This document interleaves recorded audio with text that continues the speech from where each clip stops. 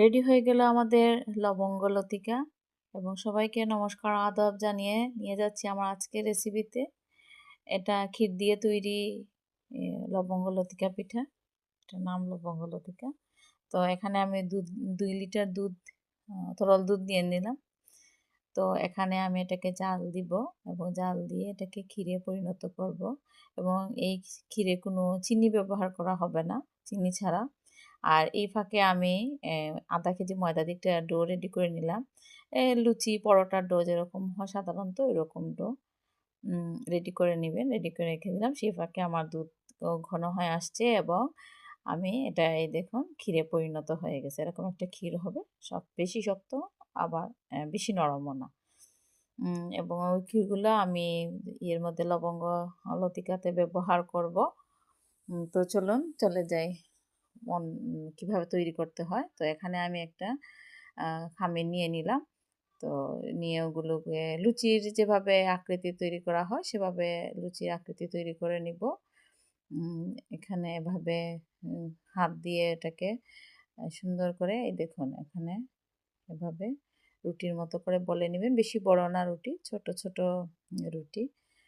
খুব বেশি বড়ও না আবার খুব বেশি বড়ও না। লুচির থেকেও বড় হবে আবার পরোটা থেকে ছোট হবে, এরকম সাইজের একটা। কারণ এটাকে ফোল্ড করতে হবে দেখুন এভাবে।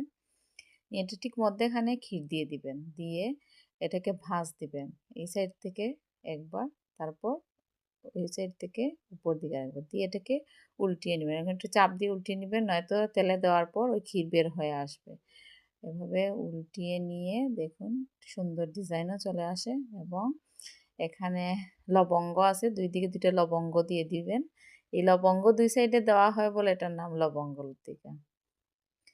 তো এইভাবে 2 সাইড দিয়ে দিন, তাহলে এটা আর মানে সিল হয়ে যাবে, এটা আর বের হয়ে আসবে না ক্ষীরগুলো। নয়তো তেলে দেওয়া মাত্র এগুলো বের হয়ে আসে ক্ষীর, এবং নাকে মুখে ছিটে পড়তে পারে। এটা রিক্সি অনেক। দেখুন কত সুন্দর তৈরি হয়ে গেছে। এখন একটা কড়াইতে তেল দিয়ে দিলে মনে করেন 200 গ্রামের মতো। এটা আবার ডুবো তেলে ভাজতে হবে, নয়তো ভালো হবে না পিঠাটা। তো তেল গরম হওয়ার পর মিডিয়াম আঁচে, মিডিয়াম আঁচে একটু কম দিবেন, প্রথমে জাল বেশি করে দিন যাতে তেলটা গরম হয়ে যায়। তেলটা গরম হওয়ার পর এটা মিডিয়াম আঁচে দিয়ে ভাজতে থাকুন। তো প্রথমে আমি একটা দিয়েছি, দেখলাম এখানে অনেক জায়গা আছে, তো 2টা 3টা দিয়ে দিয়ে ভেজে নিলে তাড়াতাড়ি হবে এবং ভাজাও যাবে, সমস্যা হবে না। এভাবে ভেজে নিন, একটু সময় নিয়ে ভাজবেন, তাহলে ভালোভাবে ভাজা হবে, কোথাও কাঁচা থাকবে না।